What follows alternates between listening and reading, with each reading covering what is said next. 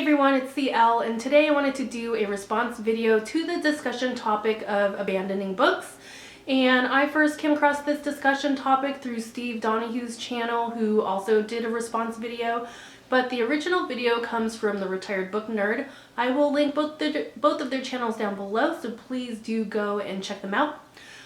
So yeah, let's get into it. So as far as my experience when it comes to abandoning books, I used to be the type of person that would feel really guilty about not finishing a book. As if I put down the book and the author could somehow telepathically know that I put down their book without finishing it with no intentions of picking it up again. And I would feel really guilty about that. But you know, I used to force myself to read books I wasn't enjoying because I felt so guilty. And I don't know if it's because like I had a guilty conscience and that's why I forced myself, but I used to do that for a very long time. And then one day I was reading a book and I really did not enjoy it at all. I didn't like anything about the book and I was forcing myself to read it. Every word felt like torture. And then I finally decided to close it and put it down and not pick it up ever again. And to be honest, it felt really good to do that. It felt like a burden was being lifted off of my shoulders and I could move on to something else that would make me happy. Because in hindsight, I read for pleasure, so I shouldn't be forcing myself to read these books that are really making me miserable. So after that first experience of DNFing or abandoning a book, it was really easy to do that going forward. If I didn't like a book, I had no problems putting it down and DNFing it. I didn't feel guilty anymore, and it was really easy for me to do that, to put them aside and say that I didn't want to read them anymore.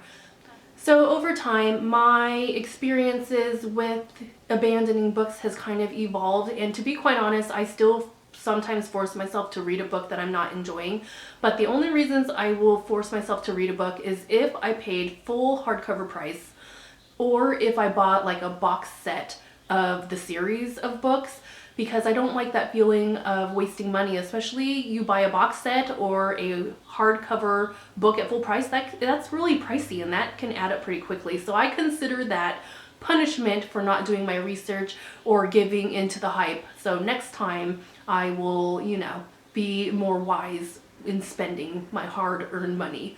But as far as abandoning books, I do give books a lot of chances. And I'm the type of person that if I'm not really into the book, I will still read it to the end just to see how it ends. I do that with movies too. Like if I'm watching a movie and halfway through I'm like not really feeling it, I will stick with the movie just to find out how it ends. And maybe that's like a need for closure. But at the same time, I have no problem abandoning books if it gets me to that point where I'm really getting no pleasure out of it whatsoever and that I don't care about the storyline at all. I will abandon a book. And it's actually kind of rare these days that I abandon a book completely, and I think that's because over time I have learned more about myself as far as what books I like, what stories I find captivating.